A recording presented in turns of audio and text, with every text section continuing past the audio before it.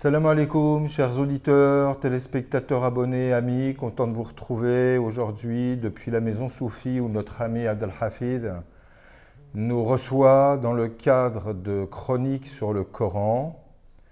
Maison Soufi sur laquelle nous aurons l'occasion de revenir car elle nous tient plus particulièrement à cœur. On s'y retrouve pour parler du Coran qui lui aussi nous tient à cœur. Coran qui est l'héritage principal, comme vous le savez, dans les sources scripturaires fondatrices de l'islam.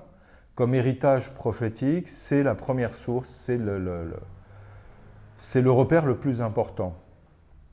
Alors aujourd'hui, avec mon ami Khaled Roumou, que vous connaissez déjà et avec qui on s'est déjà retrouvé autour de deux de ses livres, dont un sur le Coran déchiffré selon l'amour, où il est revenu notamment sur des thématiques que nous allons aborder. Et donc cette première chronique, puisqu'elles seront hebdomadaires de 20 minutes, elle consistera à vous expliquer pourquoi on a voulu faire ces chroniques et pourquoi il nous a semblé nécessaire aujourd'hui de revenir sur un certain nombre d'aspects du Coran, sur des sciences du Coran, sur les versets du Coran, et donc sur la manière d'approcher et de comprendre le Coran. Cher Khaled, grand plaisir que de te retrouver. Merci Slimane. Que Dieu nous donne encore un peu de vie pour qu'on ait le bonheur de partager des moments comme celui-ci. Inch'Allah, Inch'Allah. Et il n'y a pas longtemps, tous les deux, on était invités à Nîmes pour un festival. Et dans le train, tout le long, on est vraiment revenu sur cette notion des chroniques qu'on médite et qu'on laisse mûrir depuis un bon moment. Et depuis peu, Sidi Abdelhafid Ben Chouk, qui donc dirige et représente la Voie Naqshbandi en France, a ouvert ce lieu de la maison Soufi à Saint-Ouen et nous a fait le grand plaisir de pouvoir venir faire nos enregistrements ici. Donc, content de pouvoir les faire avec toi et de voir que ça se concrétise. Slimane, je tiens à te remercier tout d'abord d'avoir pris l'initiative de faire ces émissions sur Saut 24. Inch'Allah, initiative bénie. Et je remercie les sœurs et les frères de la Naqshbandiya qui nous accueillent dans ce lieu aussi, Inch'Allah béni. Et parler du Coran, de l'islam, de la foi en Dieu, pour moi, à mon âge, n'a d'intérêt que si vraiment c'est partagé. C'est-à-dire avec des gens qui ont une expérience de Dieu. Alors, s'agissant des musulmans qui ont compris, approfondi leur islam, grâce à Dieu, je le précise, parce que tout commence par cette grâce que Dieu nous fait. Quand on se rappelle que l'un des versets de la Fatiha, la première sourate du Coran, comporte la phrase « Ehdina as-sirata al-mustaqim » guide-nous sur la voie droite ou bien fais-nous cadeau. Al-Hadiyya. Al-Hadiyya, c'est le cadeau. Fais-nous grâce autrement dit, tout commence par Dieu et tout se termine par lui. Or, le problème, mon cher Slimane, nous le savons, nous l'avons vécu chacun dans son coin, mais aussi au sein de notre communauté, mais aussi de la communauté des croyants, c'est qu'il y a des gens parfois qui abordent tous ces sujets-là sans être dedans. Malheureusement. Alors du coup, ça fausse totalement la perspective. Tout à fait. Il y a, je ne sais pas pourquoi aujourd'hui, la volonté de vouloir apprendre l'islam aux musulmans par des non-musulmans. Et ça, c'est une des raisons pour lesquelles j'ai vraiment voulu faire ces chroniques. C'est que personnellement, on a d'un côté ce courant de gens qui n'ont absolument aucune formation sur le Coran, mais voire sur l'islam lui-même. Et de l'autre côté, on a un courant qui, lui, est musulman, mais qui, par contre, est complètement desséchant et va nous fournir et va nous amener des visions du Coran, des interprétations du Coran qui sont mortifères, qui sont nihilistes, qui sont à fuir l'islam plutôt que d'y arriver. Or, à travers ce qu'on va faire, moi ce que je voudrais, c'est montrer justement toute la richesse du Coran, la nécessité qu'il y a de l'interpréter et en même temps comment l'interpréter. Et sur ça, j'ai déjà eu l'occasion avec toi de faire de nombreux cercles dans lesquels justement tu revenais sur ces questions, sur les façons d'aborder le Coran, que j'ai trouvées très enrichissantes. Ben, tout à l'heure, justement, notre frère Abdel Hafid, en nous accueillant, il a dit une phrase qui m'a touché. Alors du coup, j'ai recité le verset coranique « Bal huwa ayatun bayinatun fi suduri alladhina utul ilm ». C'est-à-dire Dieu parlant du Coran, il dit, je traduis, c'est une somme de preuves d'amour évidentes contenues dans les cœurs de celles et de ceux à qui le savoir a été donné. Autrement dit, avant que le Coran ne soit un livre, une somme de phrases, de mots, il est une somme de preuves d'amour contenues dans nos cœurs. Or, si cet amour ne s'éveille pas dans nos cœurs, l'amour de Dieu, l'amour des autres, l'amour de nous-mêmes, on a beau connaître le Coran par cœur, ça passe pas. Ça ne sert à rien, c'est la parabole de l'âne qui porte des livres. Exactement, donc il faut commencer par l'éveil du corps. Et c'est même dit au prophète, sallallahu alayhi wa sallam, Dieu lui dit « Ma kunta tadri, mal kitab wala l'iman, walakin ja'alnahu nuran nahdi bihi man nasha'u min ibadina » Dieu s'adresse au prophète pour lui rappeler que c'est un don de Dieu. Il lui dit « Tu ne savais pas ce que c'était le livre ?» Le livre est une image, c'est-à-dire ce qui est écrit auprès de Dieu. Ni la foi, avant qu'on ne te révèle le Coran. Et alors ce Coran, cette révélation, on en a fait une lumière par laquelle nous guidons qui nous voulons parmi nos adorateurs. Voilà. Donc ces vérités fondamentales qui sont la base de notre foi en Dieu, de notre rapport à Dieu, malheureusement sont occultées. Mais heureusement que Dieu nous le rappelle afin que l'on commence par le commencement, je répète encore, s'adresser au cœur de ceux qui cherchent, de ceux qui souhaitent rencontrer Dieu. Et non pas les noyer par une somme de savoir encyclopédique qui est certes prodigieuse, respectable, mais qui ne rétablit pas le lien avec le Créateur. Tout à fait.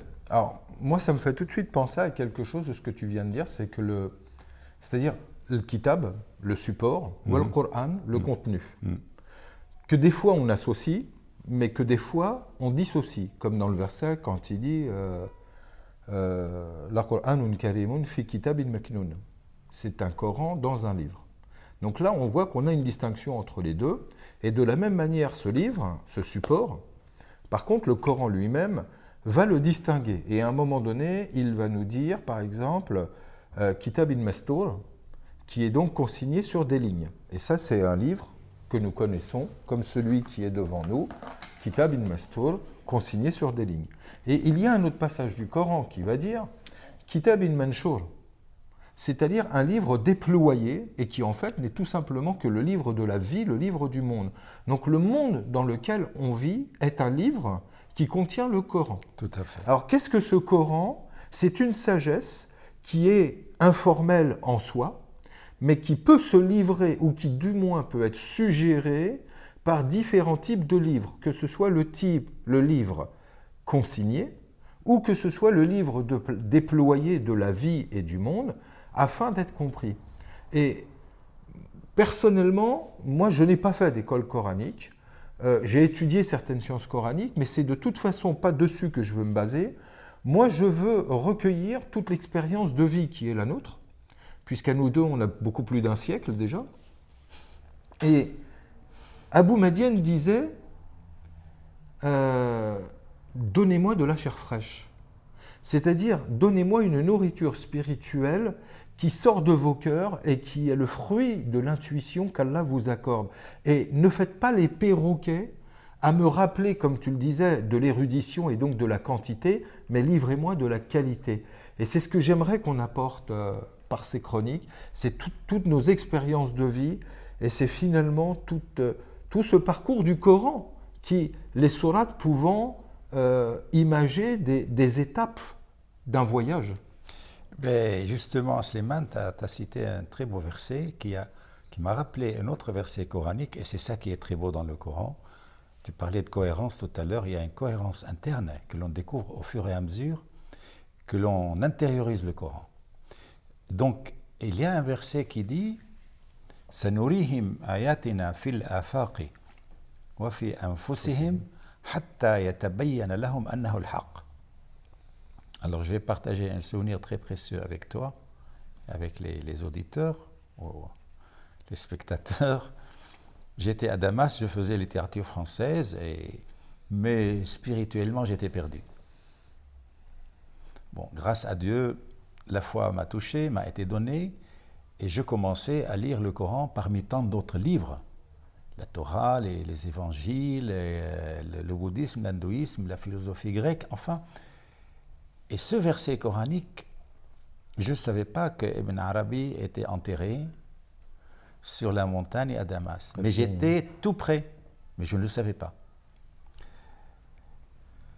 D'ailleurs, l'arrêt du bus s'appelait Muhyiddin, du prénom de Ibn Arabi, Allah yarhamu, paix à son âme. Mais c'est là-bas que moi, sur la montagne, j'ai reçu ce verset. Le sens de ce verset est comme le disait Abdul Qadir, paix à son âme, qu'il recevait le Coran dans son cœur. Il le connaissait par cœur. Mais chaque fois qu'il récitait un passage, il faisait un somme pour que Dieu lui fasse don. Passer de l'œil de la tête à l'œil du cœur. Exactement. Et alors moi je me dis, Ya Rabbi, sanurihim ayatina fil afaqi wa fi anfusihim hatta yatabayyana lahum annahu al-haq. Nous allons leur montrer les preuves de nos amours, les signes de nos amours, aux horizons et en eux-mêmes, jusqu'à ce qu'ils s'aperçoivent que c'est la vérité. Alors ce que tu as dit, toi, sur le Kitab al-Manchour, qui est répandu, qui est ouvert, c'est le livre du monde, le livre de la vie. Comme quoi, le Coran est une somme de signes, de ayats, mais les ayats, les signes de Dieu, ne sont pas que dans le Coran, ils sont aux horizons, dire dans l'univers infini, parce que l'horizon s'éloigne au fur et à mesure qu'on avance. Et nécessairement, sinon il n'y aurait plus de tawhid. Exactement, et dans les profondeurs de notre âme, parce que chaque jour on grandit un peu et on sent qu'il y a d'autres choses à voir, à découvrir, que Dieu va nous montrer. Il n'a pas dit vous allez lire dans le livre, nous leur montrerons. Ils verront de leurs yeux et de l'œil de leur cœur. Et ça prouve là ce que tu as dit, que le Coran en tant que révélation, il dépasse le livre écrit, si tu veux, matériel. Tout est révélation. Exactement. Et Rumi l'avait dit, paix à son âme, à son disciple, avec combien d'argent je peux faire une copie du Coran? Alors l'autre, à l'époque, il a dit, je ne sais pas, pour 3 dinars.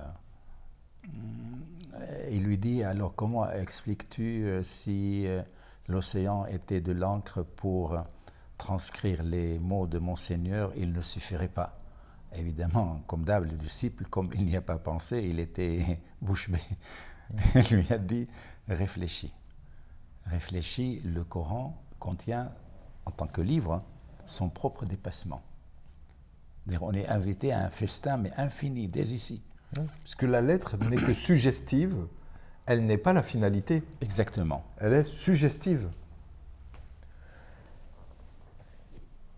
C'est aussi une des raisons, moi qui m'a travaillé depuis assez longtemps par rapport à ces chroniques, puisqu'aujourd'hui on est là pour vous expliquer essentiellement pourquoi on fait ces chroniques, c'est que pour beaucoup de gens, vu que nous vivons en France, beaucoup de gens ne sont pas arabophones et ont accès au Coran en langue française, ou du moins dans sa version écrite en langue française, à travers des traductions qui sont plus ou moins heureuses. Mais dans le meilleur des cas, moi, ce que j'ai constaté, c'est qu'il y avait, et là je pense, et vraiment j'appuie mes mots et j'en prends la responsabilité,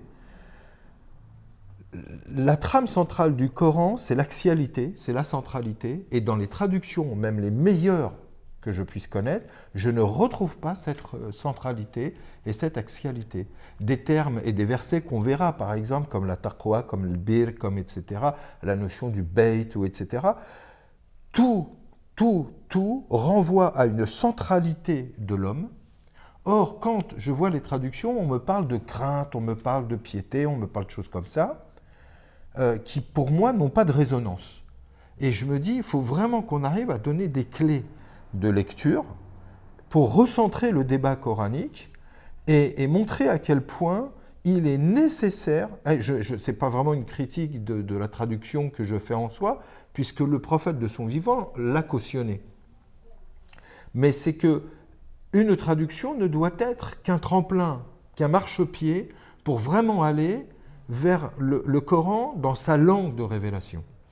Alors, tu as tout à fait raison, Slimane, et moi j'ai toujours conseillé à mon auditoire français, ou du moins ceux qui n'étaient pas arabophones, de ne pas lire les traductions du Coran, et pourtant je disais ça au nom de mon islam, de ma sincérité, de ma fidélité, parce que non seulement la traduction n'est pas complète, mais elle est parfois impossible à lire, lourde. Et puis réductrice. Absolument. On ne peut pas traduire le langage poétique dans le bon sens du terme du Coran, ce n'est pas possible. Alors du coup, ça donne un texte un peu ampoulé. Et je leur conseille de lire les écrits des maîtres spirituels que nous appelons les soufis. Parce que le soufisme se nourrit du Coran. Et les soufis parlent par parabole, par image. Du coup, ça devient une spiritualité pas simpliste, mais simplifiée et digeste immédiatement, un peu comme les paraboles des évangiles. Autant la traduction des évangiles est facile, parce que le Christ parlait un langage populaire, l'araméen. Autant la traduction du Coran est difficile, parce que c'est une langue arabe, mais travaillée, en plus poétique. Alors du coup, je conseillais à ces gens-là les écrits des soufis. Non pas qu'ils soient les seuls qui comprennent l'islam ou qui puissent l'enseigner, mais puisqu'ils sont centrés sur la dimension spirituelle, eh bien, ils essayaient de traduire cette spiritualité avec des moyens simples pour un public large. Et je trouve, les gens me disaient, oui, c'est digeste, c'est assimilable. Après, ils pouvaient accéder au Coran. Surtout lorsque un soufi, par exemple, il prend un verset et il le commente, il l'interprète, et il sort des trésors de ce verset, et il donne la référence du verset. Alors le lecteur non musulman, là il est sûr et certain que le soufi se nourrit du Coran, et que le Coran est le livre fondateur, qui contient cette spiritualité, mais aussi qui est insondable. Comme le disait Abdul Qadir, et à son âme, le Coran, tout ce qui est dit du Coran, est vrai. Tout ce qu'on sort du Coran est vrai. Même si les époques diffèrent, même si les générations, les peuples, mais ce qu'un mujtahid sort du Coran, il est utile à son époque, à la situation par laquelle il passe. Et tout cela ne se contredit pas. Moi, j'adhère à 100% pour avoir vraiment vécu, et je dirais expérimenté dans des situations réelles, le texte du Coran. Et sa richesse. Sa richesse et sa grandeur. Et d'ailleurs, on en profitera pour montrer dans les différentes approches que l'on aura du Coran et de ses versets, qu'à travers l'histoire, finalement, beaucoup de nos prédécesseurs se sont interrogés sur la manière d'approcher, puisque le Coran se doit d'être interprété. Ça aussi, c'est une question, doit-on ou pas interpréter le Coran ? J'avais fait un enregistrement sur la question.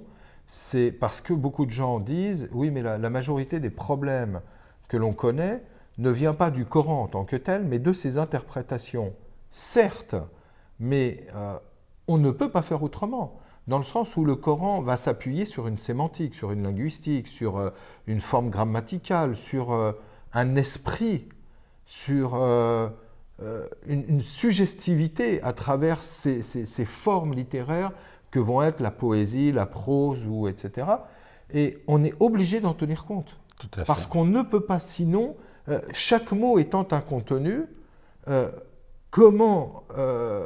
chaque mot étant un contenant, avec un contenu. L'essentiel étant le contenu.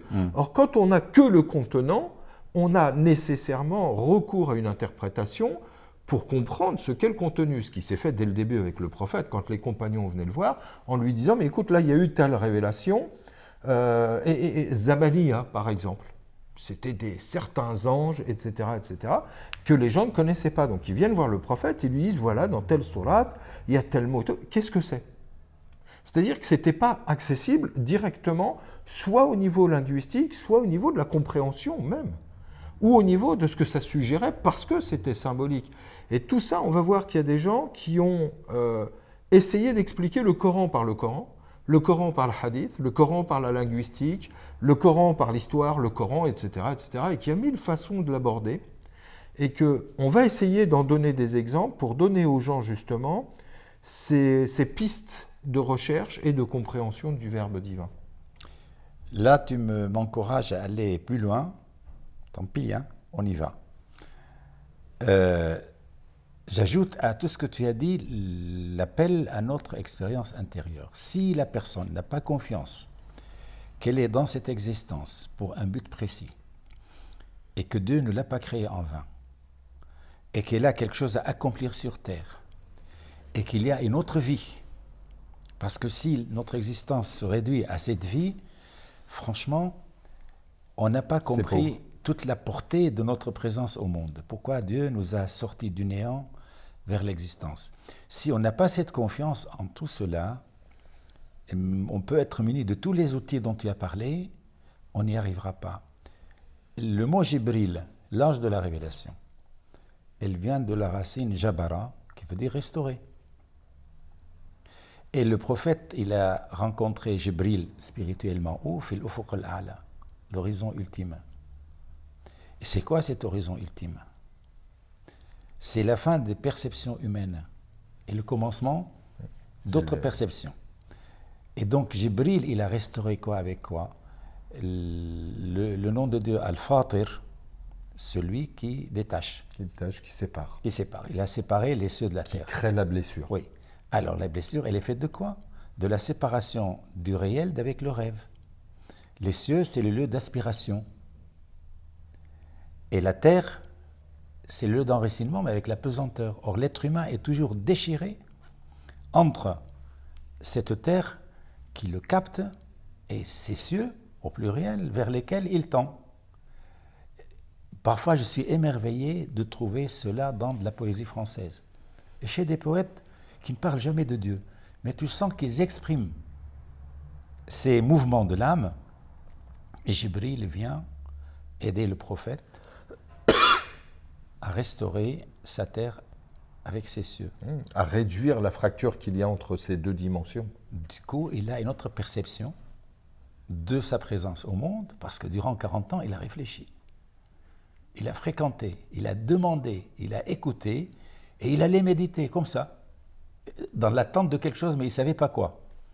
Puisque ni le judaïsme de son époque, ni le christianisme n'avaient répondu à ces interrogations, et le hanifisme d'Ibrahim, c'était plus ou moins passé ou moins présent.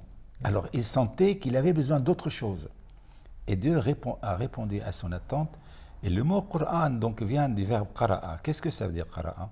Dans le dictionnaire, c'est réunir les éléments disparates d'une chose. Synthétiser. Mais qu'est-ce qu'il a réuni le prophète dans son cœur, dans son âme? Toutes les fois où Dieu lui a accordé des grâces sans qu'il se rende compte. Et Jibril vient l'aider à polariser tout cela et à le mettre en forme spirituelle intérieure. Il a rapproché, comme tu as dit, il a réduit la fracture, la blessure entre les cieux et la terre, le lieu de rêve et le lieu de l'enracinement, ce que le prophète vivait à la Mecque et qu'il critiquait et que son âme, sa fitra, refusait, c'était dur à assumer. Et les guerres qu'il y avait, comme à notre époque à nous, l'âme humaine refuse tout cela, c'est lourd, ça pousse au désespoir. Donc, il a réuni les éléments disparates et d'où Iqra, lis. Lis, il n'avait pas de livre ni de cahier. Ça veut dire interprète. Oui, tout à fait. Et puis, à travers synthétiser, tout à l'heure, on a évoqué le livre du monde ou le livre consigné sur des lignes. C'est également synthétise toutes les facettes du verbe qui se reflètent dans ce monde, dans la richesse de cette diversité, trouve le fil directeur. C'est-à-dire, c'est un langage mathématique, c'est réduit cela à l'unité. Où est le fil directeur de tout cela? Tout à fait. Où est le principe de toute chose qui fait que chaque chose tout d'un coup prend un sens dans cet ensemble à la place où il est? Et ça, c'est tout le voyage finalement de la vie, du Coran, de l'islam et de cette quête intérieure, puisque tout à l'heure tu parlais des signes extérieurs et intérieurs. Tout à fait. Et il y a vraiment cette dimension intérieure, et je me souviens, tu parlais de d'autres traditions, que ce soit Saint-Augustin, Synesius, etc., qui disaient arrêtez de chercher à l'extérieur ce qui se trouve en vous. Et le but justement de ces chroniques va être de montrer que toute la richesse que l'on va chercher et que l'on va puiser dans le Coran se trouve en nous, et que nous sommes nous aussi un livre. Évidemment. Dans lequel se trouve le Coran. Évidemment. Et on va essayer de s'appuyer sur tout cet héritage pour aller le chercher en nous, Inch'Allah, avec la compagnie de tous nos amis qui nous regardent, nous accompagnent, et auxquels on remercie de nous avoir suivis pour cette première chronique, et que l'on retrouve très très rapidement pour reparler de cette richesse qu'est le Coran, l'héritage prophétique. Merci à tous, au plaisir de vous retrouver très rapidement. Salam alaikum. Diffusez et abonnez-vous. Au revoir, à bientôt.